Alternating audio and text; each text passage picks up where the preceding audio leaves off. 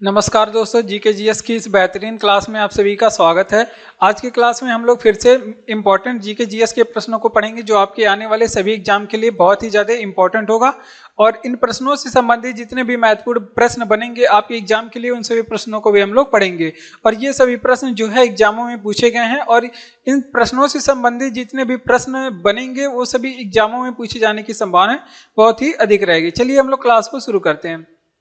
तो सबसे पहला प्रश्न और इंपॉर्टेंट प्रश्न क्या कह रहा है कि आर्द्र भूमि से लिया गया प्रश्न, आर्द्र भूमि। और क्या कह रहा है, और ये एग्जाम में पूछा गया प्रश्न है कि भारत की कौन सी सबसे छोटी आर्द्र भूमि है। तो देखिए, रेणुका भारत की सबसे छोटी आर्द्र भूमि है। कौन सी? रेणुका। और रेणुका अगर आपसे पूछे है कहाँ पे, तो आप लोग बताएंगे कहाँ पे है रेणुका। तो ये आप लोग ध्यान रखेंगे, रेणुका जो है ये हिमाचल प्रदेश में है। कहाँ पे? हिमाचल प्रदेश में। ये बातें आप लोग ध्यान रखेंगे, ठीक, हिमाचल प्रदेश में। अगर आपसे पूछे कि सबसे बड़ी आर्द्र भूमि कौन सी है, यहाँ पे बड़ी की बात करते तो कौन सा है? सुंदरवन। सुंदरवन जो आर्द्र भूमि है हमारा सबसे बड़ी आर्द्र भूमि है। अब सुंदरवन अगर आपसे पूछे कि कहाँ पे है, पश्चिम बंगाल में, ठीक। अगर आपसे पूछे कि हम लोग आर्द्र भूमि दिवस कब मनाते हैं, आर्द्र भूमि दिवस हम लोग कब मनाते हैं, अगर आपसे एग्जाम में पूछ ले तो ये भी आप लोग ध्यान रखेंगे। आर्द्र भूमि दिवस हम लोग 2 फरवरी के दिन मनाते हैं। कब मनाते हैं? 2 फरवरी के दिन मनाते हैं, ठीक। इतनी बातें आप लोग ध्यान रखेंगे। अब यहाँ पे भारत की सबसे बड़ी की बात कर रहे हैं, सबसे बड़ी, छोटी, इन सब चीजों को देख लेते हैं। जैसे अगर आपसे पूछे भारत की सबसे बड़ी, जैसे अगर आपसे पूछे जैसे कि भारत की सबसे छोटी या बड़ी, जैसे अभी आपसे पूछे कि भारत की जो है, भारत की सबसे बड़ी, भारत की जो सबसे बड़ी नदी बता दीजिए कौन सी है। तो अगर आपसे पूछे भारत की सबसे बड़ी नदी तो कौन सा हो जाएगा? गंगा नदी भारत की सबसे बड़ी नदी है। कौन सी? गंगा नदी भारत की सबसे बड़ी नदी है। अगर आपसे पूछे कि भारत की सबसे बड़ी झील कौन सी है तो आप लोग बता देंगे कौन सी? चिल्का झील भारत की सबसे बड़ी झील है। कौन सी? चिल्का झील भारत की सबसे बड़ी झील है। ये भी आप लोग ध्यान रखेंगे। अगर आपसे पूछे कि भारत की सबसे बड़ी नहर कौन सी है तो कौन सी है? इंदिरा गांधी नहर। कौन सी? इंदिरा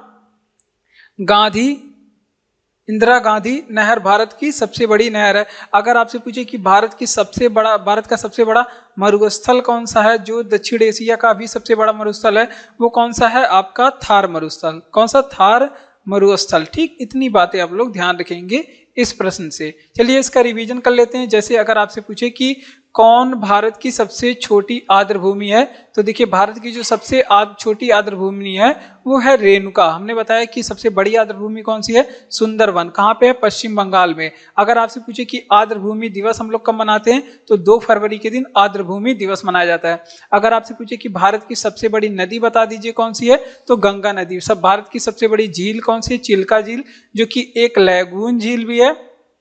चिल्का झील कैसी झील है? लैगून झील है।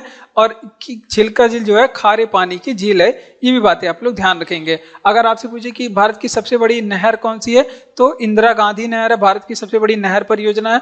भारत का सबसे बड़ा मरुस्थल थार मरुस्थल, जो दक्षिण एशिया का भी पूछ ले कि सबसे बड़ा मरुस्थल कौन सा है तो भी थार मरुस्थल हो जाएगा, ठीक। चलिए रिवीजन, अगला प्रश्न है हमारा, क्या कह रहा है कि भारत की सबसे लंबी सीमा किस देश से जुड़ा हुआ है। तो भारत की जो सबसे लंबी जो तटीय सीमा है ये बांग्लादेश से जुड़ा है। किस देश से? बांग्लादेश से जुड़ा है। ये भी बातें आप लोग ध्यान रखेंगे। और कितने किलोमीटर पूछे तो 4096 किलोमीटर, ये भी आप लोग ध्यान रखेंगे। अगर आपसे पूछे कि भारत की सबसे छोटी सीमा किस देश से लगा है, सबसे छोटी सीमा किस देश से लगा है, तो ये भी आप लोग ध्यान रखेंगे। किस देश से? अफगानिस्तान से। किस देश से? अफगानिस्तान। भारत की जो सबसे छोटी सीमा है वो किस देश से लगा हुआ है, तो ये भी बातें आप लोग ध्यान रखेंगे। अफगानिस्तान से भारत की जो सबसे छोटी सीमा कितने किलोमीटर? 106 किलोमीटर। इतनी बातें आप लोग कम से कम ध्यान रखेंगे। और भी कुछ बातें देखेंगे। अगर आपसे पूछे कि भारत की जो भूमि है, जो पूरा मुख्य भूमि है, अगर आपसे पूछे कि उत्तर से लेकर के, भारत के उत्तर से लेकर के दक्षिण तक की लंबाई कितनी है, भारत के उत्तर से लेकर के दक्षिण तक की लंबाई कितनी है, तो 3214 किलोमीटर है उत्तर से दक्षिण तक की भारत की लंबाई।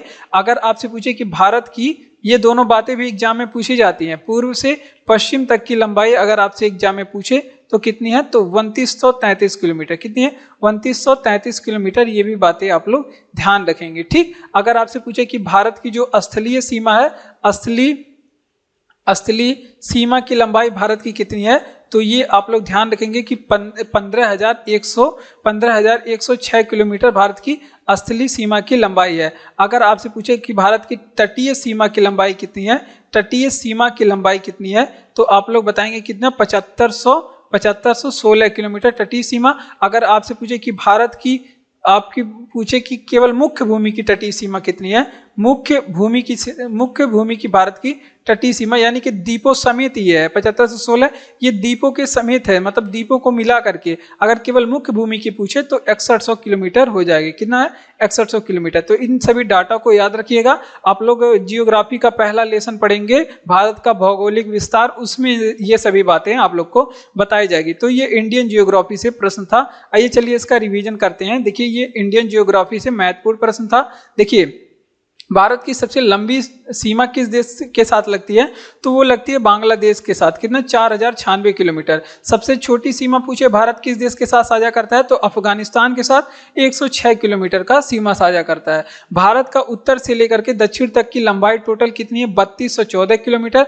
भारत की पूर्व से पश्चिम तक की लंबाई कितनी है, तो 2933 किलोमीटर। भारत की स्थलीय सीमा की लंबाई 15,106 किलोमीटर और भारत की जो तटीय सीमा की लंबाई है द्वीपों समेत 7516 किलोमीटर। अगर केवल मुख्य भूमि की पूछे तो 6100 किलोमीटर भारत की टोटल तटीय सीमा की लंबाई है। पादप में जाइलम उत्तरदायी होते हैं, तो देखिए यहाँ पे जगह थोड़ा कम बचा है, इसका जवाब हम लोग यहाँ पे लिखेंगे। पादप में जो जाइलम होते हैं, जैसे जाइलम क्या काम करते हैं, पौधों में जल परिवहन का काम करते हैं। क्या करते हैं, जल परिवहन का कार्य करते हैं। अगर आपसे पूछे कि पौधों में फ्लोएम क्या काम करते हैं, पौधों में, तो फ्लोएम जो है ये भी एक ऊतक होते हैं, पौधों में पाए जाने वाले ऊतक होते हैं और ये खनिज तत्वों का संवहन करते हैं। पौधों में जो है खनिज तत्वों को एक स्थान से दूसरे स्थान तक ले जाते हैं। तो ये खनिज का परिवहन अगर आपसे पूछे पौधे किसके द्वारा करते हैं, तो फ्लोएम के द्वारा। ये एक पौधों में पाए जाने वाला ऊतक है, संवहन ऊतक है। तो ये भी बातें आप लोग ध्यान रखेंगे। खनिज का परिवहन किसके द्वारा करते हैं, तो वो करते हैं आपके जाइलम के द्वारा, फ्लोएम के द्वारा। पौधे जो है, पत्तियां क्या काम करती हैं, पौधे में पत्तियों से पूछा जाता है कि पत्तियां क्या काम करती हैं, पत्तियों का कार्य क्या है। तो देखिए यहाँ पे प्रकाश संश्लेषण में भोजन बनाना पत्तियों का कार्य है।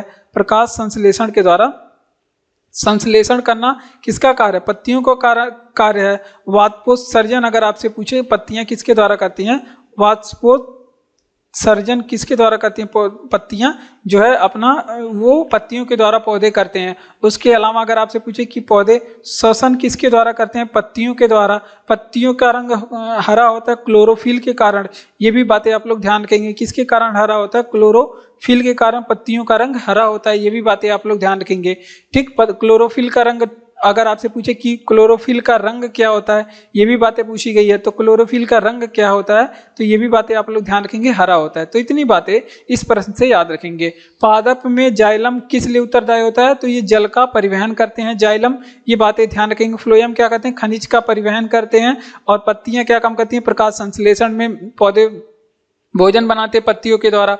वाष्पोत्सर्जन करते हैं, यानी कि जो जल वगैरह का है उसको उत्सर्जन करते हैं। और श्वसन क्रिया पौधे पत्तियों के द्वारा ही करते हैं। पत्तियों में क्लोरोफिल होता है। या फिर पूछा जाता है पौधे का रंग हरा किस वजह से होता है, तो क्लोरोफिल के कारण होता है। तो इतनी बातें अगर आप लोग ध्यान रखेंगे। क्लास अच्छा लग रहा हो तो क्लास को लाइक करिए, चैनल को सब्सक्राइब करिए। बढ़ते हैं हम अपने अगले प्रश्न की ओर। पीडीएफ आपको टेलीग्राम चैनल का लिंक डिस्क्रिप्शन में दिया गया है, आपको वहां पे सारे पीडीएफ मिलेंगे। अगला प्रश्न है कि स्वतंत्र अवध रियासत के संस्थापक कौन थे, तो देखिए अवध के जो संस्थापक थे सआदत खां थे। कौन थे, सआदत खां थे।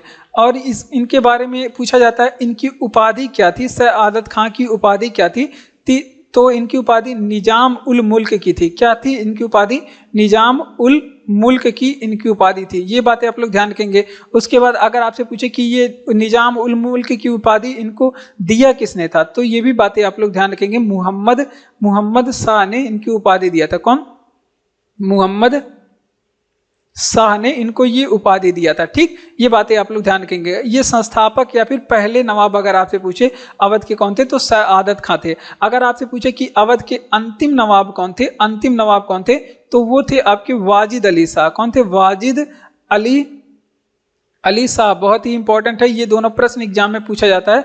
अवध के पहले नवाब कौन थे, अंतिम नवाब कौन थे, तो ये भी बातें आप लोग ध्यान रखेंगे। यहाँ पे देखिए अवध के बारे में अगर आपसे पूछे कि इसमें कुशासन का आरोप लगा करके इसे ब्रिटिश साम्राज्य में किसने हड़प लिया था, तो 1856 में कौन सा आरोप लगा करके? कुशासन का आरोप लगा करके। ये भी बातें आप लोग ध्यान रखेंगे। कुशासन का आरोप लगा करके इसमें डलहौजी ने इसे ब्रिटिश साम्राज्य में विलय कर लिया था, और डलहौजी ने इसे चेरी भी कहा था। तो ये भी बातें आप लोग ध्यान रखेंगे। डलहौजी ने अगर आपसे पूछे किसे चेरी कहा था, तो अवध को ही चेरी कहा था। चेरी एक प्रकार का फल होता है। ये भी बातें आप लोग ध्यान रखेंगे। चलिए, और वाजिद अली शाह की ही पत्नी थी बेगम हजरत महल। ये भी बातें आप लोग ध्यान रखेंगे। बेगम हजरत महल अगर आपसे पूछे किसकी पत्नी थी, तो वाजिद अली शाह की बेगम हजरत महल, जिन्होंने क्या किया था? 1857 की क्रांति का क्या किया था? 1857 की क्रांति का नेतृत्व किया था। कहाँ से? ये भी बातें आप लोग ध्यान रखेंगे। लखनऊ से इन्होंने 1857 की क्रांति का नेतृत्व किया था। और भी आपके उदासी के लिए बता दें कि वाजिद अली शाह के पास 3 पत्नियां थी। ये भी बातें आप लोग ध्यान रखेंगे। चलिए इसका रिवीजन कर लेते हैं कि स्वतंत्र अवध रियासत का संस्थापक कौन था, तो सआदत खां था स्वतंत्र अवध रियासत के संस्थापक। ये भी बातें आप लोग ध्यान रखेंगे। अगला बात है, अगर आपसे पूछे कि इनकी उपाधि क्या थी, निजाम उल मुल्क की इनकी उपाधि थी। किसने दिया था, तो मोहम्मद शाह ने इनको ये उपाधि से नवाजा था। अंतिम नवाब अवध के कौन थे? वाजिद अली शाह थे, और बेगम हजरत महल इनकी पत्नी थी। 1857 की क्रांति का नेतृत्व ये लखनऊ से करती हैं। ठीक, और 1856 में कुशासन का आरोप लगा करके डलहौजी ने इसे ब्रिटिश साम्राज्य में मिला लिया था अवध को, और डलहौजी ने ही अवध को चेरी कह करके। ये भी बात एग्जाम में पूछी गई है। ठीक, अगला प्रश्न इंपॉर्टेंट है। ये मॉडर्न हिस्ट्री से प्रश्न था जो आप लोग को याद रखना है, और बहुत ही अवश्य से एग्जाम में आए दिन प्रश्न पूछा जाता है। ठीक, आए दिन एग्जामों में प्रश्न पूछा जाता है। सिंधु घाटी सभ्यता का बंदरगाह क्या था, तो देखिए मोस्ट इंपॉर्टेंट प्रश्न है। लोथल जो है सिंधु घाटी सभ्यता का बंदरगाह था। लोथल बंदरगाह को ही क्या कहते हैं? इसे कभी कभी पत्तन भी बोल देते हैं, पत्तन, या फिर गोदीबाड़ा भी पूछ लेता है। गोदीबाड़ा, सिंधु घाटी सभ्यता का गोदीबाड़ा वाला शहर कौन सा था, तो लोथल था। लोथल के बारे में 2-4 और बातें आप लोग ध्यान रखेंगे। अगर आपसे पूछे कि ये किस नदी के किनारे खोजा गया था, ये भी बात एग्जाम में पूछा जाता है, तो ये भोगवा नदी के किनारे खोजा गया था। अगर आपसे पूछे कि लोथल की खोज किसने किया था, तो ये भी आप लोग ध्यान रखेंगे। SR राव ने। रंगनाथ राव भी मिलता है, इसी का फुल फॉर्म है SR राव का। इन्होंने इसकी खोज की थी। उसके बाद अगर आपसे पूछे कि लोथल से बात आप लोग ध्यान रखेंगे। लोथल से अगर आपसे पूछे कि यज्ञ की वेदियां कहां से मिली थी, युगल समाधान का साक्ष्य भी यहीं से मिला था। अगर आपसे पूछे कि यज्ञ की वेदियां कहां से प्राप्त हुई थी, सिंधु घाटी सभ्यता में। या फिर आपसे पूछे कि युग्म समाधि, युग्म मतलब जोड़ा में, समाधि कहां से मिली थी, तो ये दोनों लोथल और कालीबंगा दोनों आप लोग ध्यान रखेंगे। कहां से? लोथल एंड कालीबंगा से मिला था। कहां से? लोथल और कालीबंगा से यहाँ का साक्ष्य मिला था। ठीक, कालीबंगा का मतलब क्या होता है? काले रंग की चूड़ी। इसका मतलब क्या होता है? काली रंग की क्या होती है? चूड़ी, इसका मतलब होता है। ठीक, तो ये भी बातें आप लोग ध्यान रखेंगे। ठीक, अगला बात है चावल का साक्ष्य पूछ लेता है कहां से मिला था। तो अगर आपसे पूछे कि चावल कहां से मिला सिंधु घाटी सभ्यता में, तो ये भी बातें आप लोग ध्यान रखेंगे। चावल का साक्ष्य जो है ये लोथल से भी मिलता है, लोथल से, और एक और जगह था जिसका नाम है लोथल, और रंगपुर से यहाँ पे चावल के साक्ष्य मिले हैं। ठीक, अब चलिए इसका रिवीजन कर लेते हैं कि सिंधु घाटी सभ्यता का बंदरगाह कौन था। तो सिंधु घाटी सभ्यता का बंदरगाह लोथल था। लोथल किस नदी के किनारे? भोगवा नदी के किनारे बसा हुआ था। ठीक, अगर आपसे पूछे कि इसकी खोज किसने की, तो SR राव ने की। यज्ञ की वेदियां कहां से मिली है, तो यज्ञ की वेदियां युग्म समाधि, ये दोनों लोथल और कालीबंगा से मिली है। कालीबंगा का अर्थ होता है काले रंग की चूड़ियां। चावल का साक्ष्य कहां से मिला है? लोथल से मिला है। लोथल और रंगपुर से चावल के साक्ष्य मिले हैं। गोदीबाड़ा यानी कि पत्तन या फिर बंदरगाह। अगला प्रश्न, अगर आपसे पूछे कि सप्तवर्षीय युद्ध में किस देश की हार हुई थी, देखिए सप्तवर्षीय युद्ध, ये जो प्रश्न है ये वर्ल्ड हिस्ट्री से, कहां से है? तो ये भी आप लोग ध्यान रखेंगे जब आप लोग वर्ल्ड हिस्ट्री पढ़ेंगे तो ये सभी प्रश्न पढ़ाए जाएंगे। और देखिए यहाँ पे सिंधु घाटी सप्तवर्षीय युद्ध में किस देश की हार हुई थी ना, तो फ्रांस की हार हुई थी, फ्रांस की। अब यहीं पे सप्तवर्षीय युद्ध के बारे में पूछा जाए, अगर आपसे पूछे कब से कब तक चला था सप्तवर्षीय युद्ध, तो ये भी आप लोग ध्यान रखेंगे 1756 से, ये आप लोग ध्यान रखेंगे कहाँ गया, 1756 से चला था 1763 तक। और एक बात और, किसके किसके मध्य हुआ था, तो ये फ्रांस और इंग्लैंड या फिर ब्रिटेन के मध्य हुआ था। ये बातें आप लोग ध्यान रखेंगे। अगर आपसे पूछे कि फ्रांस की क्रांति कब हुई थी, ये बात एग्जाम में भी पूछी जाती है। अगर आपसे पूछे कि फ्रांस फ्रांस की क्रांति कब हुई थी, ठीक, अगर आपसे पूछे या फिर इंग्लैंड की क्रांति कब हुई थी, ये दोनों बात एग्जाम में पूछी गई है। अगर आपसे पूछे कि फ्रांस की क्रांति कब हुई थी या फिर इंग्लैंड की क्रांति कब हुई थी, फ्रांस की क्रांति पूछे कि तो 1789 में, कब, 1789। इंग्लैंड की क्रांति पूछे तो 1688 में हुई थी। तो इतनी बातें आप लोग ध्यान रखेंगे, ठीक। जैसे कि हमारा भारत भी ब्रिटेन का एक समय था उपनिवेश था, इसी तरह से बहुत सारे देश हैं जो ब्रिटेन के उपनिवेश होते हैं या फिर फ्रांस के उपनिवेश, और इन सभी बातों को आप लोग ध्यान रखेंगे। सप्तवर्षीय युद्ध में किस देश की हार हुई थी, तो हमने बताया फ्रांस की हार हुई थी। 1756 से लेकर के 1763 तक चला था ये सप्तवर्षीय युद्ध, और फ्रांस और इंग्लैंड के मध्य में हुआ था, ठीक। फ्रांस की क्रांति 1789, इंग्लैंड की क्रांति कब हुई थी, 1688। ये बातें आप लोग को ध्यान रखनी है, ठीक। बढ़ते हैं अपने अगले प्रश्न की ओर। अगला प्रश्न है कि भारतीय संविधान के 8वीं अनुसूची में सम्मिलित भाषाएं कितने। मोस्ट इंपॉर्टेंट प्रश्न है, मोस्ट इंपॉर्टेंट प्रश्न है, यहाँ से एग्जाम में प्रश्न पूछे जाते हैं। देखिए भाषाओं के बारे में 8वीं अनुसूची मोस्ट इंपॉर्टेंट है, यहाँ से पूछी जाती है। और ये पूछा जाता है कितनी भाषाएं सम्मिलित हैं ना। अभी वर्तमान समय जो भाषाएं कुल हैं, कुल 22 भाषा है। कितनी भाषा है, 22। लेकिन अगर आपसे पूछे कि मूल संविधान में कितनी भाषाएं थी, यही ये भी बात पूछ लिया है कि अगर आपसे पूछे कि मूल संविधान में कितनी भाषाएं थी, तो 14 भाषा थी, ठीक। तो अब अलग अलग समय पे अलग अलग संविधान संशोधन के द्वारा अलग अलग भाषाओं को हमारे संविधान में जोड़ा गया। जैसे सबसे पहले होता है 21वां संविधान संशोधन। अगर आपसे पूछे कि 21वां संविधान संशोधन कब हुआ था, तो 1967 में हुआ था। इसके तहत संविधान में कौन सी भाषा जोड़ी गई, सिंधी भाषा को जोड़ा गया, ठीक, सिंधी भाषा को। फिर होता है आपका 72वां संविधान संशोधन, कब होता है, 71वां संविधान संशोधन 1992 में। फिर आपका होता है 71वां संविधान संशोधन, जो कि कब होता है, 1992 में। इसके तहत 3 भाषाएं जोड़ी गई, कौन कौन सी, नेपाली मणिपुरी कोकड़ी। इसके तहत 3 भाषाओं को जोड़ा गया, ठीक। फिर होता है 92वां संविधान संशोधन, जो कि 2003 में हुआ है। कब, 92वां संविधान संशोधन, जो कि 2003 में होता है। और इसके तहत कौन कौन सी भाषाएं जोड़ी गई, तो ये भी बातें आप लोग ध्यान रखेंगे। बोडो डोंगरी, संथाली और मैथिली, ये 4 भाषाएं इसके तहत, संथाली और मैथिली, ये 4 भाषाएं इसके तहत जोड़ी गई। इस तरह से संविधान में 14 से होकर के कुल 22 भाषाएं हो गई हैं अभी वर्तमान समय में हमारे संविधान में। चलिए इसका रिवीजन कर लेते हैं। देखिए क्या कह रहा है प्रश्न कह रहा है कि भारतीय संविधान के 8वीं अनुसूची में सम्मिलित भाषाएं कौन सी है। तो देखिए अब कुल 22 भाषाएं 8वीं अनुसूची में वर्तमान समय में, लेकिन जब हमारा संविधान बना था उस समय 14 भाषाएं थी। अलग अलग समय पे, जैसे 21वां संविधान संशोधन 1967 में होता है, इसके तहत सिंधी भाषा को जोड़ा गया।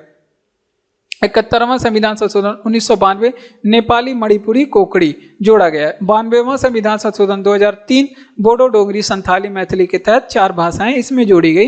इस तरह से भाषाओं की संख्या 22 हो जाती है। अगला प्रश्न है कि कौन एंटी टैंक मिसाइल है। देखिए नाग जो है, नाग हमारे पास एक एंटी टैंक मिसाइल है, ठीक, जो मिसाइल टैंक को बचाने का काम करता है, ठीक। अब ये इंपॉर्टेंट है, साइंस और टेक्नोलॉजी से प्रश्न लिया गया, साइंस और टेक से प्रश्न लिया गया है, ठीक। और नाग जो है फायर एंड फॉरगेट सिस्टम पे आधारित है, फायर एंड फॉरगेट, जिसे दागो और भूल जाओ पद्धति भी कहते हैं। त्रिशूल के बारे में पूछ ले कि कहाँ से कहाँ मार करता है, तो ये हमारे पास बैलिस्टिक कुछ मिसाइल हैं। जैसे ये त्रिशूल जो है ये जमीन से हवा पे मार करता है, जमीन से कहाँ पे मार करेगा, जमीन से हवा में मार करने वाला मिसाइल है त्रिशूल, ठीक। ये बातें आप लोग ध्यान रखेंगे। उसके बाद अग्नि के बारे में पूछ ले, अग्नि कहाँ से कहाँ मार करता है, तो ये जमीन से जमीन पे मार करता है, जमीन से जमीन पे मार करता है। उसके बाद पृथ्वी बैलिस्टिक मिसाइल, आकाश के बारे में पूछ ले, आकाश के बारे में, तो ये फिर जमीन से हवा में मार करने का काम करता है, जमीन से हवा पे ये चलाया जाता है। ठीक, इस तरह से ब्रह्मोस के बारे में बात कर ले थोड़ी सी। ब्रह्मोस हमारे पास सुपरसोनिक ब्रह्मोस का निर्माण जो है भारत और रूस दोनों मिलकर के करते हैं। ये हमारे पास सुपरसोनिक क्रूज मिसाइल है। सुपरसोनिक कैसी, ये पूछा जाता है एग्जाम में कि ब्रह्मोस कैसी मिसाइल है, तो सुपरसोनिक क्रूज मिसाइल है। कैसी मिसाइल है? Cruise, supersonic cruise missile. तो ये सभी बातें यहाँ पे आप लोग ध्यान रखेंगे। चलिए इसका रिवीजन करते हैं कि कौन एंटी टैंक मिसाइल है। तो नाग एंटी टैंक मिसाइल है जो फायर एंड फॉरगेट सिस्टम पे आधारित है। और त्रिशूल क्या करता है? जमीन से हवा में मार करता है। अग्नि क्या काम करता है? जमीन से जमीन पे मार करता है। और आकाश क्या काम करता है? जमीन से हवा पे मार करता है। ठीक, और ब्रह्मोस क्या काम करता है? सुपरसोनिक क्रूज मिसाइल है। ये भी बातें आप लोग ध्यान रखेंगे। अगला प्रश्न है जो कि कभी कभी एग्जामों में फुल फॉर्म वगैरह भी पूछ लेते हैं, जैसे URL का पूर्ण रूप क्या है। तो URL का, ये बेसिकली साइंस, ये किसी भी सब्जेक्ट से पूछ सकता है। फुल फॉर्म वगैरह, एक फुल फॉर्म एग्जाम में आते हैं, दिवस भी एक आते हैं, एक त्यौहार कोई आएगा, इस तरह से सारी चीजें यहाँ पे मिलेंगी आपको। URL का फुल फॉर्म क्या है? तो इसका फुल फॉर्म है uniform resource locator. Uniform resource locator इसका फुल फॉर्म है। ठीक, ये बातें आप लोग ध्यान रखेंगे। अगला प्रश्न हमने बताया था, अगर आपसे पूछे कि WWW का फुल फॉर्म क्या है, तो ये भी बातें आप लोग ध्यान रखेंगे। WWW वर्ल्ड वाइड वेब होता है। क्या होता है? वर्ल्ड वाइड वेब होता है। ठीक, आप लोग बताएंगे कि वर्ल्ड वाइड वेब दिवस कब मनाते हैं, ये आप लोग बताएंगे। अगर आपसे पूछे कि HTTP का फुल फॉर्म क्या होता है, HTTP का फुल फॉर्म क्या होता है, तो इसका फुल फॉर्म होता है हाइपर टेक्स्ट ट्रांसफर प्रोटोकॉल। इसका फुल फॉर्म होता है, क्या होता है? हाइपर टेक्स्ट ट्रांसफर प्रोटोकॉल होता है इसका फुल फॉर्म। ठीक, ये बातें आप लोग ध्यान रखेंगे। अगर आपसे पूछे कि HTML का फुल फॉर्म बता दीजिए, HTML का फुल फॉर्म बता दीजिए, तो इसका फुल फॉर्म होता है हाइपर टेक्स्ट मार्कअप लैंग्वेज। क्या होता है? हाइपर टेक्स्ट मार्कअप लैंग्वेज इसका फुल फॉर्म होता है। ये भी बातें आप लोग यहाँ पे रंगे हाथ ध्यान रखेंगे। अगर वैन का फुल फॉर्म पूछे, वैन का WAN, तो ये होता है वाइड एरिया नेटवर्क। क्या होता है? Wide area network. ठीक, इतनी बातें आप लोग यहाँ पे ध्यान रखेंगे। चलिए इसका रिवीजन कर लेते हैं कि URL का पूर्ण रूप क्या है। तो यूनिफॉर्म रिसोर्स लोकेटर हमने यहाँ पे लिखा है, इसे आप लोग ध्यान रखेंगे। वैन का full form wide area network होता है, यहाँ पे आप लोग ध्यान रखेंगे। और वैन का वर्ल्ड वाइड वेब होता है, WWW का फुल फॉर्म। और HTML का फुल फॉर्म क्या होता है? हाइपर टेक्स्ट मार्कअप लैंग्वेज होता है। उसके बाद अगर आपसे पूछे कि HTTP का फुल फॉर्म क्या होता है? हाइपर टेक्स्ट ट्रांसफर प्रोटोकॉल होता है। चलिए रिवीजन, अगले प्रश्न की ओर बढ़ते हैं कि भारतीय संविधान में मूल कर्तव्यों को जोड़ा गया। तो इसके लिए देखिए किया गया था 42वां संविधान संशोधन, जो कि मोस्ट इंपॉर्टेंट प्रश्न है, यहाँ पे मोस्ट इंपॉर्टेंट प्रश्न है। और इस प्रश्न से संबंधित जितने भी प्रश्न बताए जाएंगे वो भी बहुत ज्यादा इंपॉर्टेंट होंगे।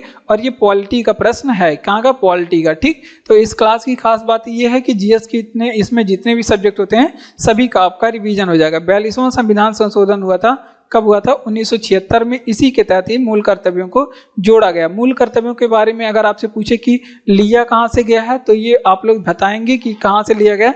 तो ये रूस के संविधान से लिया गया, रूस देश से ये हम लोग लेते हैं। अगर आपसे पूछे कि ये भाग क्या है, भाग अगर आपसे पूछे तो 4 का क है। कहाँ पे? 4 का क। अगर आपसे पूछे कि अनुच्छेद क्या है मूल संविधान मूल कर्तव्य का, तो अनुच्छेद जो है 51 का A। अगर आपसे पूछे कि कौन सी समिति की सिफारिश पे ये लिया गया था, तो ये भी आप लोग ध्यान रखेंगे, सरदार स्वर्ण सिंह समिति के सिफारिश पे, सरदार स्वर्ण सिंह समिति। लेकिन ये सरदार स्वर्ण सिंह समिति की सिफारिश पे इसे कितने मूल संविधानों को जोड़ने की बात कही थी? तो 8 मूल कर्तव्यों को जोड़ने की बात कही थी, लेकिन जुड़ा कितना था? जुड़ा था 10। अभी वर्तमान समय में कितने मूल कर्तव्य हैं, ये भी बातें आप लोग ध्यान रखेंगे। 11 मूल कर्तव्य हैं। और सबसे लास्ट वाला कौन सा है? तो इसके तहत किया गया था 86वां संविधान संशोधन, जो कि 2003 में हुआ था। और इसके तहत की शिक्षा के अधिकार को 11वां मौलिक कर्तव्य बनाया गया। ये सभी बातें आप लोग को यहाँ पे ध्यान देना है। ठीक, चलिए आगे बढ़ते हैं। चलिए 86वां संविधान संशोधन 2002 है यार ये। चलिए आगे बढ़ते हैं। देखिए, अगर आपसे पूछे कि भारतीय संविधान में मूल कर्तव्यों को जोड़ा गया, तो ये जोड़ा गया था 42वां संविधान संशोधन 1976 के तहत। लिया कहाँ से गया है? रूस में। भाग कौन सा है? 4 का है। अनुच्छेद 51 का है। कौन सी समिति सिफारिश की थी? सरदार स्वर्ण सिंह समिति। जब सिफारिश की थी तो इसने कहा था कि 8 मौलिक कर्तव्यों को संविधान में जोड़ना चाहिए था, लेकिन जुड़ा कितना? जब इसने सिफारिश 8 का किया था, लेकिन जोड़ा गया 10। और ये भी बात पूछा गया है तो कितने मूल कर्तव्यों का सिफारिश किया था, ये भी बात एग्जाम में पूछा गया है। और वर्तमान में कितने हैं? तो मूल कर्तव्य 11 हैं। 86वां संविधान संशोधन 2002 के तहत शिक्षा को 11वां मौलिक कर्तव्य बनाया गया। ये भी बात पूछा गया है कि हमारा 11वां मौलिक कर्तव्य कौन है। ठीक, अगला प्रश्न है कि कौन कृति कबीर की वाणी का संकलन? तो कबीर की एक प्रसिद्ध जो रचना है वो है आपकी बीजक। अब बीजक के 3 भाग हैं। कितने भाग हैं? 3 भाग हैं। तो ये भी बातें आप लोग ध्यान रखेंगे। कौन सा है 3 भाग? तो ये बातें आप लोग ध्यान रखेंगे। साखी, शबद, रमैनी, इसके 3 भाग हैं बीजक के। ठीक, तो ये आप लोग यहाँ पे एडिशनल पॉइंट आप लोग ध्यान रखेंगे। अगर कबीरदास के बारे में पूछे, कबीरदास के बारे में, अगर आपसे पूछे कि इनका जो है जन्म कहाँ पे हुआ था, कबीर का जो जन्म है वाराणसी में हुआ था। कहाँ पे? वाराणसी, या फिर आप लोग ध्यान रखेंगे वाराणसी में इनका जन्म हुआ था। अगर आपसे पूछे कि कबीर के बारे में इनके गुरु कौन थे, गुरु के बारे में, तो रामानंद इनके गुरु थे। कौन थे? रामानंद इनके गुरु थे। अगर आपसे पूछे कबीरदास की भाषा क्या थी, भाषा, तो इनकी भाषा सदुक्कड़ी थी। कैसी भाषा थी? सदुक्कड़ी थी इनकी भाषा। उसके बाद अगर आपसे पूछे कि कबीरदास की समाधि कहाँ पे है, समाधि, तो यहाँ पे मगहर में इनकी समाधि है। कहाँ पे? मगहर में। अगर आपसे पूछे कबीरदास किसके समकालीन थे, तो सिकंदर लोदी के ये समकालीन थे। किसके? सिकंदर लोदी के समकालीन थे। ये भी आप लोग रंगे हाथ याद रखेंगे। ठीक, तो चलिए इसका रिवीजन कर लेते हैं कि कौन कृति कबीर की वाणी का संकलन है। तो बीजक है। बीजक के 3 पार्ट, साखी, शबद, रमैनी, इसके 3 भाग हैं। ये भी बातें आप लोग ध्यान रखेंगे। कबीरदास का जन्म वाराणसी में हुआ था। कबीरदास के गुरु हैं कौन? रामानंद है। वाराणसी में इनका जन्म, रामानंद इनके गुरु हैं। भाषा सदुक्कड़ी है। और किसके समकालीन? मगहर में इनकी जो है, मगहर में इनकी समाधि है। सिकंदर लोदी इन्हीं के समकालीन है। ईवीएम किसने डिजाइन की थी? तो देखिए ईवीएम डिजाइन करने वाले कौन है? तो ये हैं आपके एमबी हनीफा। कौन है? ईवीएम डिजाइन करने वाले कौन है? MB Hanifa. तो ये भी बातें आप लोग ध्यान रखेंगे। और सर्वप्रथम अगर आपसे पूछे सर्वप्रथम प्रयोग कहाँ पे हुआ था, ईवीएम का सर्वप्रथम जो है भारत में सबसे पहले प्रयोग कहाँ पे हुआ था, तो ये आप लोग ध्यान रखेंगे केरल में सबसे पहले 1982 में इसका जो है प्रयोग किया गया था। 1982 में ईवीएम मशीन का सबसे पहले प्रयोग किया गया था। अब मतदान के बारे में अगर आपसे पूछे कि जो मतदान की जो आयु है वो वर्तमान समय में कितने वर्ष है। पहले जो थी मतदान की जो आयु है पहले थी 21 वर्ष। कितना था? 21 वर्ष। अब कितना हो गया है? अब इसे 18 वर्ष कर दिया गया। और ये पूछा जाता है कि इसको किस संविधान संशोधन के द्वारा किया गया, तो इसके तहत 61वां संविधान संशोधन 1989 हुआ था, तो इसके तहत किया गया था। ठीक, और जो है चुनाव देते समय जो उंगली पे निशान किस चीज पे किस धातु का लगाते, किस जो रसायन का निशान लगाते हैं, तो ये भी आप लोग ध्यान रखेंगे। ये होता है सिल्वर नाइट्रेट। ठीक, सिल्वर नाइट्रेट का निशान लगाते हैं। ठीक, चलिए कृत्रिम वर्षा में पूछे सिल्वर आयोडाइड होता है, उसके बाद फोटोग्राफी में सिल्वर ब्रोमाइड होता है। ईवीएम मशीन किसने डिजाइन की थी, तो एमबी हनीफा ने इसका डिजाइन किया था। सर्वप्रथम प्रयोग ईवीएम मशीन का केरल में 1982 में हुआ था। और जो मतदान की आयु पहले 21 वर्ष थी उसे घटा करके 61वां संविधान संशोधन 1989 के तहत किया गया। और जो है इस निशान किस चीज का लगाते हैं, तो सिल्वर नाइट्रेट का वोट डालते समय निशान लगाते हैं। ये भी बातें आप लोग ध्यान रखेंगे। अगला प्रश्न क्या कह रहा है हमारा कि किस आंग्ल मैसूर युद्ध में अंग्रेजों ने टीपू सुल्तान को मारा था? तो ये होता है चौथा आंग्ल मैसूर युद्ध। कौन सा? चौथा आंग्ल मैसूर युद्ध, जो कि कब हुआ था? 1799 में हुआ था। और कहाँ पे हुआ था? तो ये भी होता है विशाखापत्तनम। कहाँ पे होता है? तो ये भी आप लोग ध्यान रखेंगे, विशाखापत्तनम नहीं, श्रीरंगपत्तनम। श्रीरंगपत्तनम में हुआ था। श्रीरंगपत्तनम जो है ये टीपू सुल्तान की राजधानी भी हुआ करती थी। और चौथा आंग्ल मैसूर भी पूछे कहाँ पे हुआ था? यहीं पे हुआ था। अगर आपसे पूछे कि टीपू सुल्तान की मृत्यु कहाँ पे हुई थी, तो भी श्रीरंगपत्तनम में ये सभी जगह हुई थी। टीपू सुल्तान के बारे में यहाँ पे थोड़ी सी बातें कर लेते हैं। इन्हें क्या कहा जाता है? ये शासक कहाँ के रहते हैं, ये भी आप लोग ध्यान रखेंगे। शासक कहाँ के रहते हैं? तो ये मैसूर के शासक रहते हैं। ठीक, मैसूर। इन्हें क्या कहा जाता है टीपू सुल्तान को? तो इन्हें कहा जाता है शेर ए मैसूर। क्या कहा जाता है टीपू सुल्तान को?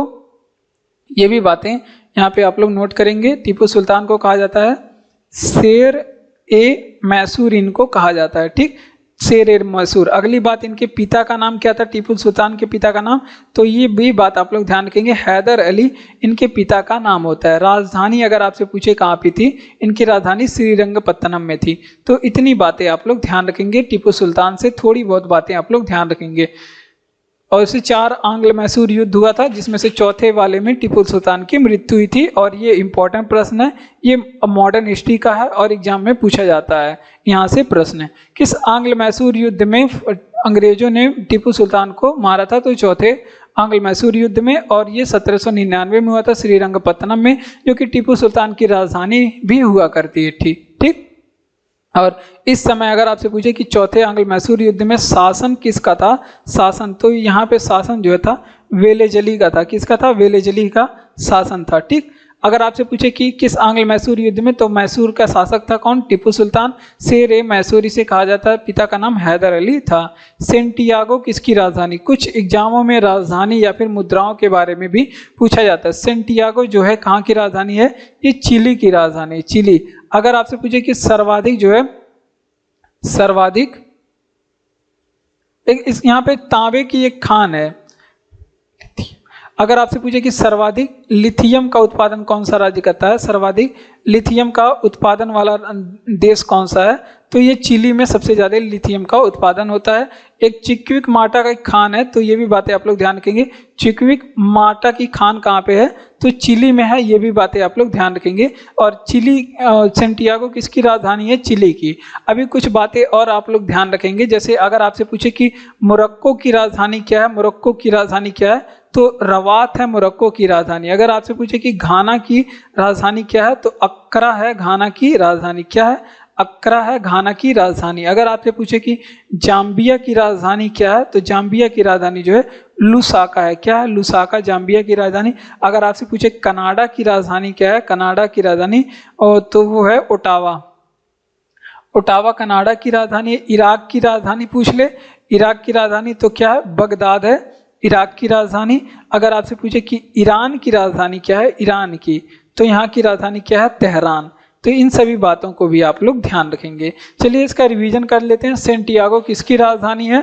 तो चिली जो है, सेंटियागो जो चिली की राजधानी है। और चिली में सर्वाधिक लिथियम का जो है उत्पादन होता है। ये बातें आप लोग ध्यान रखेंगे। करंट का प्रश्न है। चिक्विक माटा की खान ये है जो है, चिक्विक माटा की खान जो है ये चिली में है। किस लिए प्रसिद्ध है? तो यहाँ पे सर्वाधिक तांबा का उत्पादन होता है। ये भी बातें आप लोग ध्यान रखेंगे। अगर आपसे पूछे कि मोरक्को की राजधानी क्या है? तो रवात है मोरक्को की राजधानी। घाना की राजधानी अक्रा। जाम्बिया की राजधानी लुसाका। कनाडा की राजधानी ओटावा। इराक की राजधानी बगदाद। और ईरान की राजधानी क्या है? तेहरान। चिपको आंदोलन किससे संबंधित है? तो जो चिपको आंदोलन जो है ये वृक्ष से संबंधित है। ठीक, वृक्ष से संबंधित है। अगर ये भी पूछा जाता है कि चिपको आंदोलन जो है जनक किसे कहा जाता है? चिपको आंदोलन तो सुंदरलाल, सुंदर, तो ये भी आप लोग ध्यान रखेंगे। सुंदरलाल बहुगुणा को इसका जनक कहा जाता है। और अगर आपसे पूछे कि चिपको आंदोलन की जननी किसे कहा जाता है? तो ये भी बातें आप लोग ध्यान रखेंगे। गौरा देवी को चिपको आंदोलन की जननी कहा जाता है। किसको कहा जाता है? चिपको आंदोलन की जननी किसे कहा जाता है? गौरा देवी को कहा जाता है। अगर आपसे पूछे कि चिपको आंदोलन की जो शुरुआत है ये कहाँ से मानी जाती है?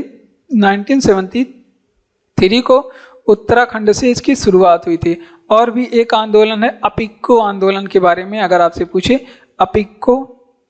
अपिक्को आंदोलन, अगर आपसे पूछे कि अपिक्को आंदोलन किसने शुरू किया था, तो अपिक्को आंदोलन जो है ये भी वन संरक्षण के लिए शुरू हुआ था, वन संरक्षण के लिए शुरू हुआ था। अगर आपसे पूछे कि ये कहाँ से शुरू हुआ है, कर्नाटक में। और एक है आपका नर्मदा बचाओ आंदोलन, नर्मदा बचाओ आंदोलन, ये अगर आपसे पूछे कि कहाँ पे शुरू है, तो ये भी आपके नर्मदा बचाओ आंदोलन जो है ये जो है नर्मदा नदी के लिए मेघा पाटेकर ने शुरू किया था। किसने शुरू किया था? मेघा पाटेकर ने शुरू किया था। तो ये बातें आप लोग ध्यान रखेंगे। चलिए इसका रिवीजन कर लेते हैं कि चिपको आंदोलन किससे संबंधित है। तो वृक्ष की कटाई को रोकने के लिए चिपको आंदोलन चलाया गया था। सुंदरलाल बहुगुणा इसकी शुरुआत करते हैं। और जननी किसे कहा जाता है? गौरा देवी को चिपको आंदोलन की जननी कहा जाता है। ये भी बातें आप लोग ध्यान रखेंगे। शुरू हुआ था 1973 में। अपिक्को जो आंदोलन है ये भी वन संरक्षण से, यानी कि वनों को बचाने के लिए। और नर्मदा बचाओ आंदोलन जो है मेघा पाटेकर ने शुरू किया था। आप लोग बताएंगे कि बचपन बचाओ आंदोलन किसने शुरू किया था? बचपन बचाओ आंदोलन तो कैलाश सत्यार्थी बचपन बचाओ आंदोलन को शुरू करते हैं। कहाँ गया हो रहा है, कहाँ गया? हाँ, तो क्लास अच्छा लग रहा हो तो क्लास को सब्सक्राइब कर दीजिए। क्लास को सब्सक्राइब नहीं, वीडियो चैनल को सब्सक्राइब करिए, वीडियो को लाइक करिए, शेयर करिए अपने दोस्तों में, कमेंट बॉक्स में कमेंट करिए। पीडीएफ आपको टेलीग्राम चैनल का लिंक डिस्क्रिप्शन में दिया गया है। बढ़ते हैं अपने अगले प्रश्न की ओर। हमारा अगला प्रश्न कह रहा है कि चंपा किस महाजनपद की राजधानी थी? तो देखिए 16 महाजनपदों का उदय हुआ था, जिसकी जानकारी हमें अंगुत्तर निकाय और भगवती सूत्र से मिलती है। ये पूछ रहा है कि चंपा किस महाजनपद की राजधानी थी। तो चंपा जो है अंग की राजधानी थी। किसकी राजधानी थी? अंग। अगर आपसे पूछे कुछ महाजनपदों की राजधानी के बारे में पढ़ लेते हैं, क्योंकि एग्जाम में इन महाजनपदों की राजधानियों के बारे में पूछ लेता है। मगध की राजधानी अगर आपसे पूछे क्या थी, तो राजगिरी थी। मगध की राजधानी क्या थी? राजगिरी, या फिर गिरिव्रज भी मिलता है। क्या मिलता है? गिरिव्रज भी मिलता है। ये भी बातें आप लोग अंग किस महाजनपद की राजधानी थी? तो अंग की राजधानी जो है चंपा थी, हमने बता दिया। अगर आपसे पूछे कि काशी की राजधानी क्या थी, काशी महाजनपद की राजधानी क्या थी, तो वाराणसी यहाँ की राजधानी थी। क्या थी? वाराणसी। अगर आपसे पूछे कि वत्स की राजधानी क्या थी, वत्स की राजधानी क्या थी, तो कौशाम्बी थी। वत्स की राजधानी क्या थी? कौशाम्बी वत्स की राजधानी थी। अगर आपसे पूछे कि वहाँ पे वज्र की राजधानी क्या थी, वज्र की राजधानी, तो ये भाई आप लोग ध्यान रखेंगे वैशाली, जो ज़्यादा एग्जामों में पूछी जाती हैं उनके बारे में हम लोग पढ़ते हैं। वैसे महाजनपद तो टोटल 16 हैं, ये भी बातें आप लोग ध्यान रखेंगे। अगर आपसे पूछे कि अवंती महाजनपद की राजधानी क्या थी, तो अवंती महाजनपद की राजधानी जो थी वो माहिष्मती थी। माहिष्मती, या फिर इसको ही बोला जाता है क्या? उज्जैन। अवंती महाजनपद की राजधानी क्या थी? उज्जैन या माहिष्मती। गांधार की राजधानी हो, गांधार जहाँ पे मामा शकुनी का शासन था, वो उसकी राजधानी क्या थी? तक्षशिला। तक्षशिला के विश्वविद्यालय के प्रोफेसर थे आपके चाणक्य। तो ये भी बातें आप लोग ध्यान रखेंगे। तक्षशिला, ठीक, ये भी बातें आप लोग ध्यान रखेंगे। मल्ल की राजधानी यहाँ पे आप लोग पूछे, अगर आपसे पूछे कि मल्ल महाजनपद की राजधानी क्या थी, मल्ल महाजनपद की राजधानी तो कुशीनारा थी। यहाँ की राजधानी क्या थी? कुशीनारा। तो इतनी महाजनपदों की राजधानियों के बारे में आप लोग ध्यान रखेंगे। मुझे उम्मीद है कि इतना भी बहुत होगा आप लोग के लिए। अंग की राजधानी, अंग किस महाजनपद की राजधानी? तो अंग की राजधानी जो है, अंग की राजधानी चंपा। मगध की राजधानी राजगिरी या गिरिव्रज। काशी की राजधानी वाराणसी, इंपॉर्टेंट है, याद रखिएगा। वत्स की राजधानी कौशाम्बी। वज्र की राजधानी वैशाली। और मल्ल की राजधानी कुशीनारा। ये थोड़ा सा बच्चों के लिए कठिन होता है, बार बार पढ़ेंगे आप लोग तो याद हो जाएगा। और अवंती की राजधानी क्या थी? माहिष्मती या उज्जैन। गांधार की राजधानी तक्षशिला।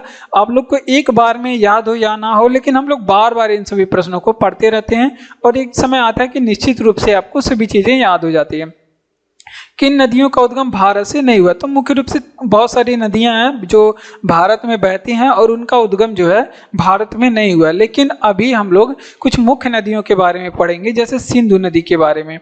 सिंधु नदी के बारे में, ये इसका जो उद्गम होता है ये भारत में नहीं होता, जबकि ये प्रवाह जो है भारत में करती है। सतलज नदी के बारे में, इसका जो उद्गम भारत में नहीं होता लेकिन प्रवाह जो है भारत नदी। ब्रह्मपुत्र नदी उद्गम भारत में नहीं होता लेकिन भारत में इसका प्रवाह होता है। ब्रह्मपुत्र नदी के बारे में थोड़ी सी बातें कर लेते हैं। अगर आपसे पूछे कि ब्रह्मपुत्र नदी का जो है उद्गम कहाँ से होता है, तो ये मानसरोवर झील के पास से, मानसरोवर झील के पास से होता है, या फिर चेमायुंगडुंग ग्लेशियर वहीं से होता है। उसके बाद ये कहाँ पे है, तिब्बत में मानसरोवर झील है। ये भी बातें आप लोग को ध्यान रखना है।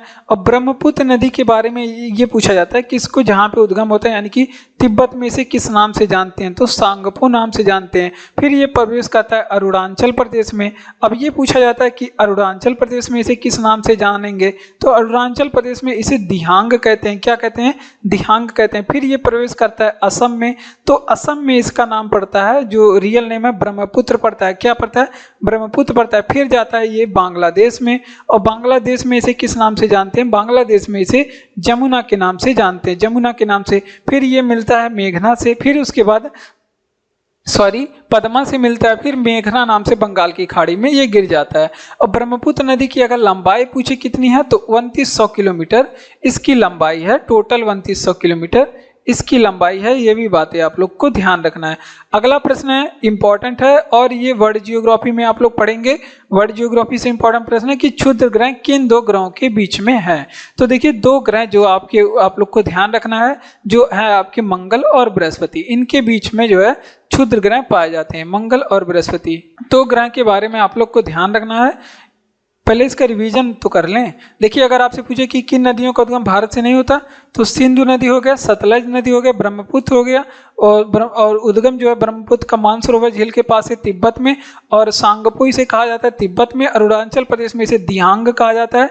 असम में आता है तो इसे ब्रह्मपुत्र नदी, और फिर बांग्लादेश में इसे जमुना नदी। फिर ये किससे मिलता है, गंगा नदी से मिलता है। गंगा नदी को यहाँ पे बांग्लादेश में क्या कहते हैं, इसको कहते हैं पद्मा, और पद्मा से मिल करके जब इन दोनों की संयुक्त धारा क्या कहते हैं, मेघना कहते हैं। फिर ये बंगाल की खाड़ी में, बे ऑफ बंगाल में गिर जाता है।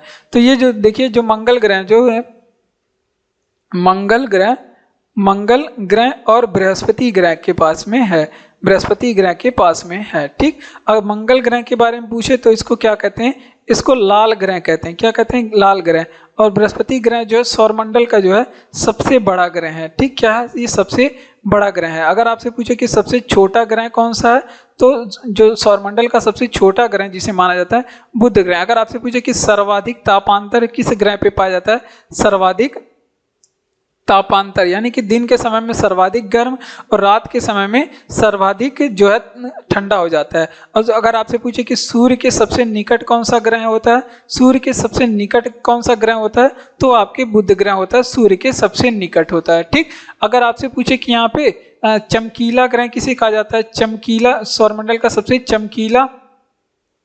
चमकीला ग्रह किसे कहा जाता है, या फिर अगर आपसे पूछे कि सौरमंडल का जो है सबसे गर्म ग्रह कौन सा होता है, सबसे गर्म ग्रह कौन सा होता है। अगर आपसे पूछे कि पृथ्वी के सबसे निकट ग्रह कौन सा होता है, या फिर आपसे पूछे कि पृथ्वी की भगनी किस ग्रह को कहते हैं, पृथ्वी की भगनी किस ग्रह को कहते हैं, तो ये सभी जो है, ये सभी कहते हैं किसको, शुक्र ग्रह को। किसको कहते हैं, शुक्र ग्रह को। ये भी बातें आप लोग को ध्यान रखना है।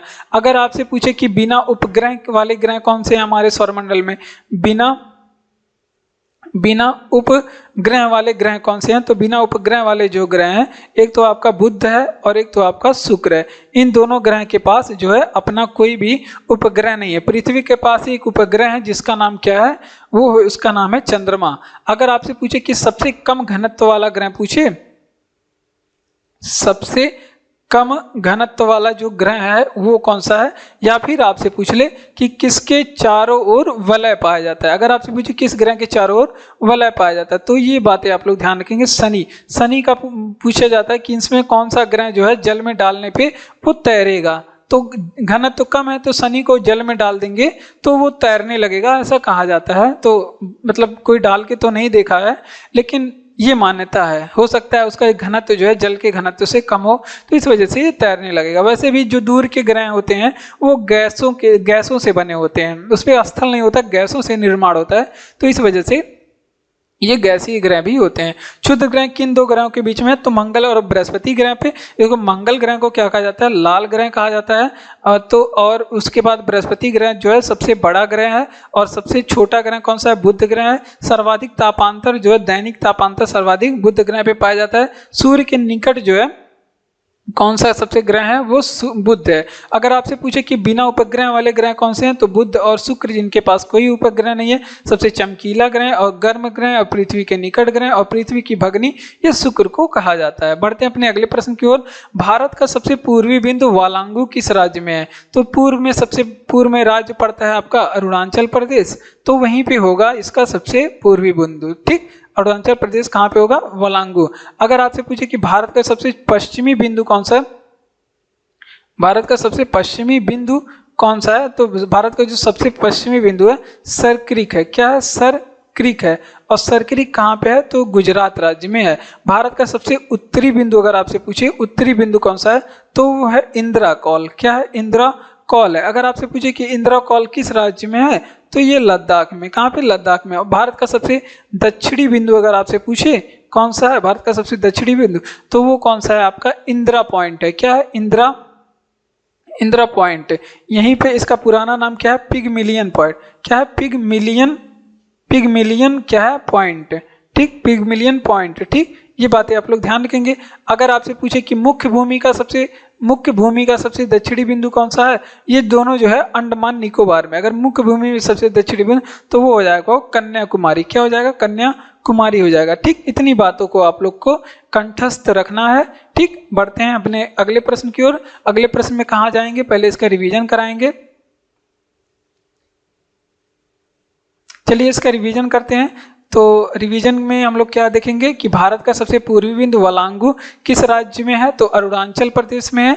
ये बातें आप लोग को याद होनी चाहिए। अगर आपसे पूछे कि पश्चिमी बिंदु कौन सी है, तो सरक्रिक है जो कि गुजरात में है। सबसे उत्तरी बिंदु इंदिरा कौल है जो कि लद्दाख में है। अगर आपसे पूछे सबसे दक्षिणी बिंदु कौन सी है, तो इंदिरा पॉइंट है, या फिर पुराना नाम पिगमिलियन पॉइंट है। और दक्षिणी बिंदु का सबसे मुख्य भूमि का दक्षिणी बिंदु पूछे तो ये तो अंडमान निकोबार में। लेकिन दक्षिणी बिंदु केप कन्याकुमारी, या फिर इसे ही क्या बोलते हैं? केप केमोरिन बोलते हैं। क्या बोलते हैं? केप केमोरिन बोलते हैं। और केप केमोरिन कहाँ पे है? तमिलनाडु में है।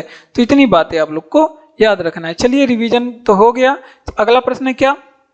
संविधान में कितनी अनुसूचियां हैं? तो देखिए अभी वर्तमान समय जो हमारी संविधान है इसमें 12 अनुसूचियां।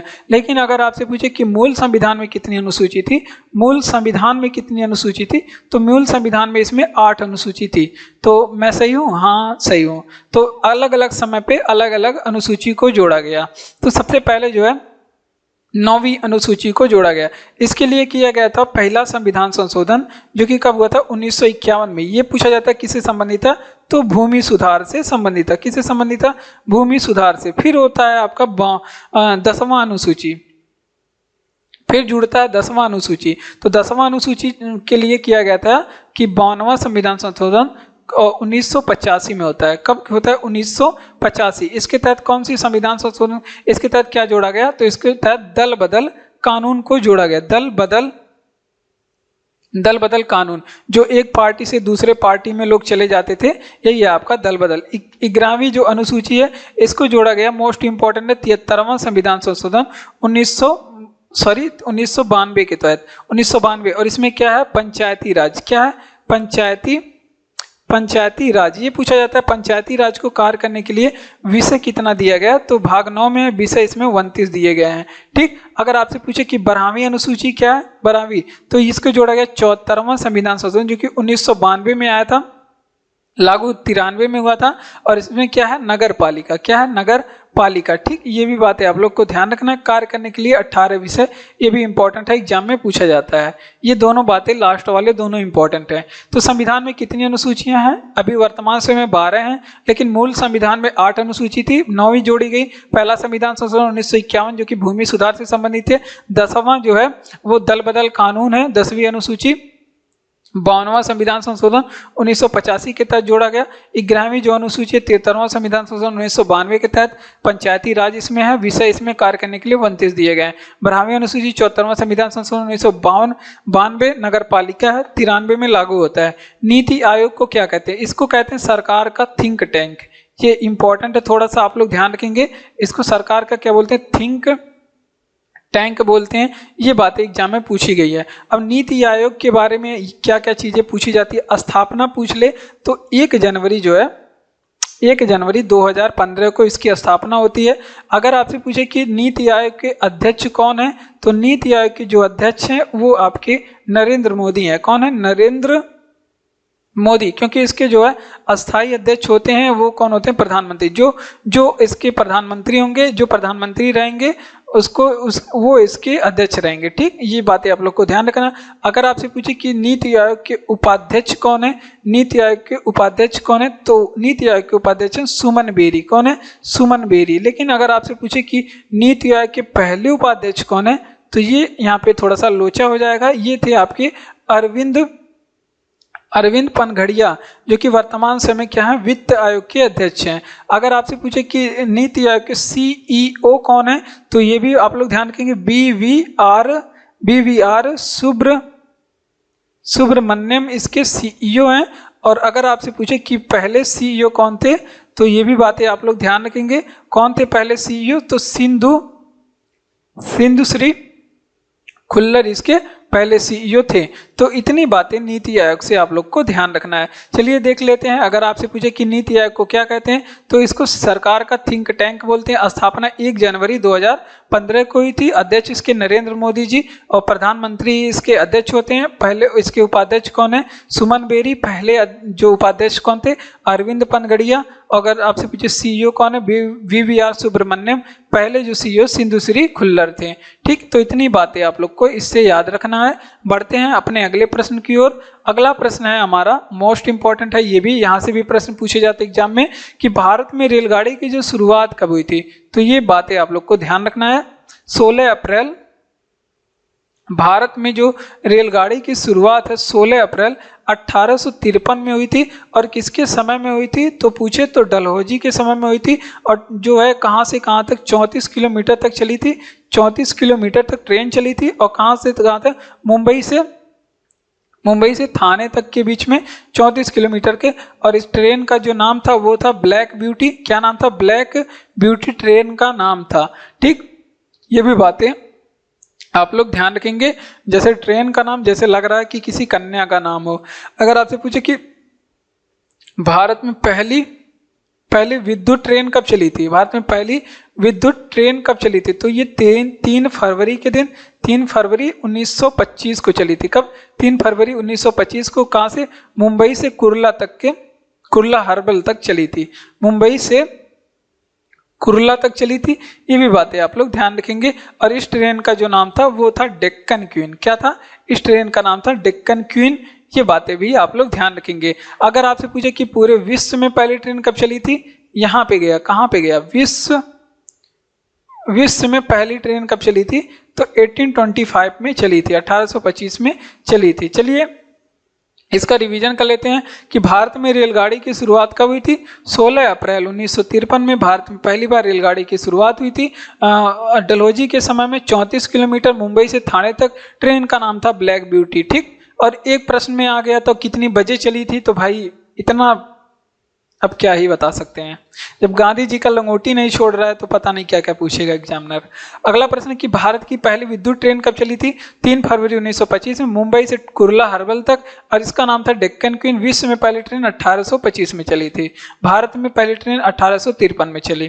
ठीक, कौन हरित गृह प्रभाव की गैस नहीं है, तो देखिए यहाँ पे ऑप्शन में कुछ भी दे सकता है, लेकिन हम लोग देखते हैं कि कौन हरित गृह। तो देखिए यहाँ पे जल वाष्प भी ये हरित गृह को प्रभावित करता है।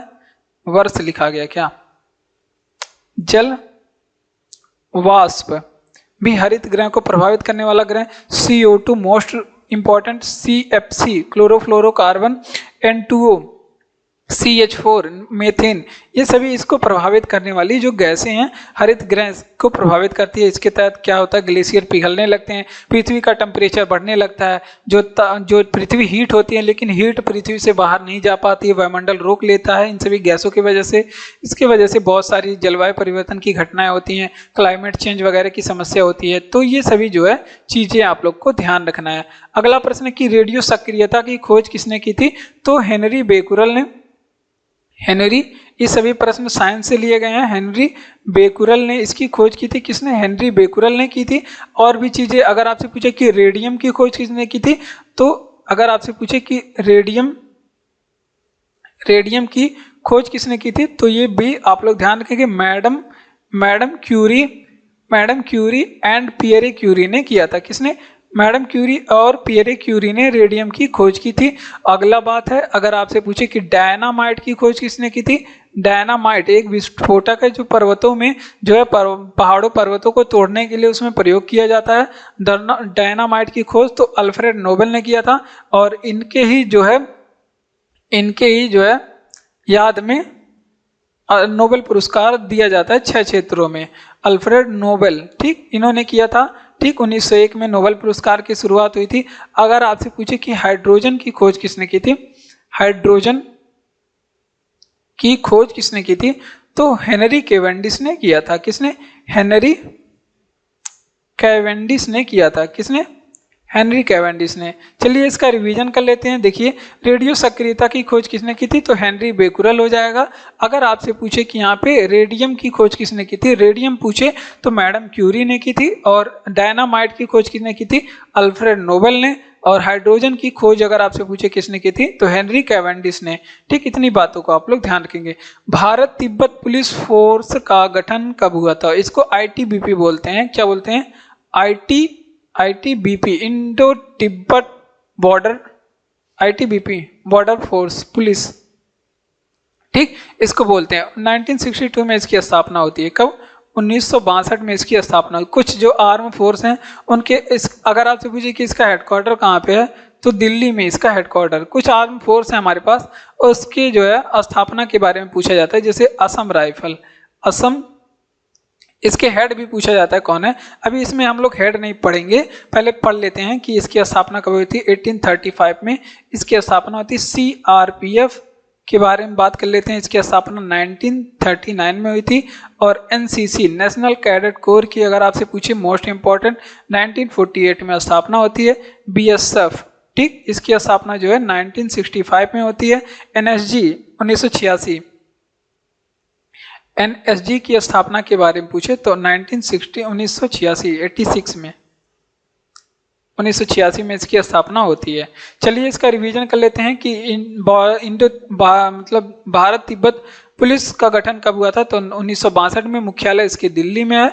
असम राइफल की 1835 में, CRPF 1939 में, NCC 1948 में, BSF 1965 में और NSG 1986 में इसकी स्थापना होती है। निम्मो बाजगो नामक बांध किस नदी पे बना हुआ है, तो ये है जो है सिंधु नदी पे बना हुआ है। सिंधु नदी के बारे में थोड़ी सी बातें कर लेते हैं। अगर आपसे पूछे कि इसकी उद्गम कहाँ से हुई है, उद्गम जो है सानोख्या बाब ग्लेशियर से इसका उद्गम होता है। या फिर आप लोग को मिल सकता है वहां पे चेमायुंगडुंग ग्लेशियर, या फिर क्या मिल सकता है, मानसरोवर झील मिल सकता है। तो अगर डिटेल में पूछेगा तो सनोख्या बाब ग्लेशियर भी यहाँ पे पूछ सकता है, सनोख्या बाब ग्लेशियर, या फिर आपको मानसरोवर झील भी मिल सकता है, मानसरोवर झील। और ये इससे भी इसका नहीं हुआ होगा तो तिब्बत पूछ लेगा, तिब्बत। तो आप लोग को सब चीज याद रखना है। यहाँ से इसकी उद्गम हुई है। लंबाई इसका 2880 किलोमीटर है। और एक मोस्ट इंपॉर्टेंट चीज आप लोग ध्यान रखेंगे, सिंधु जल समझौता। अब ये पूछा जाता है सिंधु जल समझौता कब हुआ, 1960 में। किसने कराया, तो ये विश्व बैंक ने कराया था। किसने कराया था, विश्व बैंक ने कराया था। ये भी बातें आप लोग को ध्यान रखना। किसके बीच में हुआ था, तो किसके बीच में हुआ था, भारत और पाकिस्तान के बीच में। किसके बीच में हुआ, पाकिस्तान, भारत और पाकिस्तान के। इसमें क्या किया गया, सिंधु, यहाँ पे नोट करेंगे आप लोग, सिंधु झेलम सिंधु, झेलम, चिनाब, रावी, व्यास, सतलज। इसमें कहा गया कि जो ऊपर की जो 3 नदियां हैं इसका जो है 80% जल कौन लेगा? 80% जल जो है ये आपके पाकिस्तान लेगा। कौन लेगा? पाकिस्तान। और इसका जो है 20% जल जो है 20% जल कौन लेगा? ये भारत लेगा। ठीक, ये कहा गया। नीचे की जो 3 नदियां हैं इसमें कहा गया कि इन तीनों नदियों का भैया 80% जो जल है वो 80% जल जो है भारत लेगा, और इसका जो 20% जो जल है 20% जल है वो कौन लेगा? आपका पाकिस्तान लेगा। तो ये समझौता इसमें किया गया था। ठीक, चलिए इसका रिवीजन कर लेते हैं कि निम्बू बाजगो नामक बांध किस नदी पे है? सिंधु नदी पे है। उद्गम कहाँ पे होता है? सानुख्या बाब ग्लेशियर या फिर मानसरोवर झील, तिब्बत से इसका उद्गम होता है। सिंधु जल समझौता 1960 विश्व बैंक कराता है, भारत और पाकिस्तान के बीच में होता है। ऊपर की 3 नदियां सिंधु, झेलम, चिनाब, इन सभी का जो है 80% जल कौन लेगा? पाकिस्तान लेगा, और 20% जल भारत लेगा। नीचे की 3 नदियां जो है रावी, व्यास, सतलज, इसका जो है 80% जल भारत लेगा और 20% जल कौन लेगा? पाकिस्तान लेगा। ठीक, और अगला प्रश्न कि गर्म रेगिस्तान में पवन धूल से बनने वाली मृदा को क्या कहते हैं? इसको कहते हैं लोयस मृदा। क्या कहते हैं? लोयस मृदा। लोयस पठार भी होता है, लोयस पठार भी होता है। तो अगर आपसे पूछे यहाँ पे, अगर आपसे पूछे कि लोयस पठार कहाँ पे है, लोयस पठार कहाँ पे है, तो आप लोग कहाँ पे बताएंगे? चीन में जो है लोयस पठार है। और ये कुछ पूछा जाता है जैसे पवन, कुछ स्थलाकृति के बारे में आप लोग ध्यान रखेंगे। पवन द्वारा निर्मित कौन सी स्थलाकृति होती है? स्थलाकृति, या फिर इसको स्थलाकृति या फिर भू आकृति बोलते हैं, जो पवनों के द्वारा निर्मित होती है। जैसे छत्रक बन जाता है, छत्रक मशरूम के टाइप का होता है। बरखान, बरखान बन जाता है, ये पवन द्वारा निर्मित होती है। एग्जाम में पूछा जाता है कि इसमें से कौन सी स्थलाकृति जो है पवन द्वारा निर्मित है और कौन सी स्थलाकृति जो है वो समुद्र तरंग द्वारा निर्मित है, कौन सी स्थलाकृति भूकंप द्वारा निर्मित है, और इस तरह से पूछा जाता है। अगर आपसे पूछे कि समुद्री लहर द्वारा, अगर आपसे पूछे कि समुद्री लहर द्वारा जो है, समुद्री लहर द्वारा कौन सी स्थलाकृति निर्मित है, तो देखिए लैगून झील आप लोगों ने सुना होगा। लैगून झील अभी हमने बताया, चिल्का एक लैगून झील है। ठीक, चिल्का झील लैगून झील है। फियोर्ड, अगर आपसे पूछे कि फियोर्ड ये क्या होता है, तो ये भी एक जो है समुद्र लहर से बनने वाली स्थलाकृति है या भी भू आकृति। तो गर्म रेगिस्तान में पवन धूल से बनने वाली जो है लोयस मृदा को क्या कहते हैं? इसे लोयस मृदा कहते हैं। लोयस पठार जो है चीन में है, बहुत भारी है।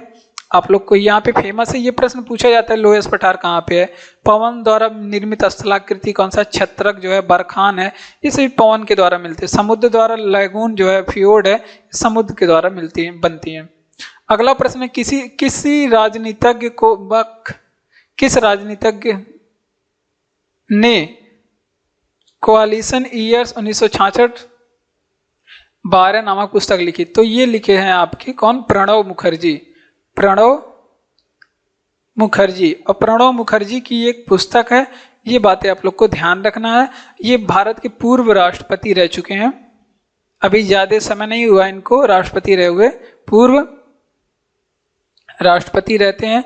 और जो है 8वां जो है 8 नंबर का जो 5 ईयर प्लान है, इसका रूपरेखा ये तैयार करते हैं, जो कि 1992 से लेकर के 1972 तक चला था। और इसका जो है रूप रेखा तैयार करने वाले अगर आपसे पूछे कौन थे, वो आपके प्रणब मुखर्जी ही थे। ये भी बातें आप लोग को ध्यान रखना है। चलिए इसका रिवीजन करते हैं कि किस राजनीतिज्ञ को कोalition ईयर 1966-62 नामक 1966 से 12 नामक पुस्तक 1996 से 2012 नामक पुस्तक लिखी। तो वो लिखे हैं प्रणब मुखर्जी, पूर्व राष्ट्रपति रह चुके हैं। 8वें 5 ईयर प्लान में 1992 से लेकर के जो 8वां 5 ईयर प्लान है 1992 से लेकर के कहाँ तक यार, 1992 से लेकर के जो है 1997 तक का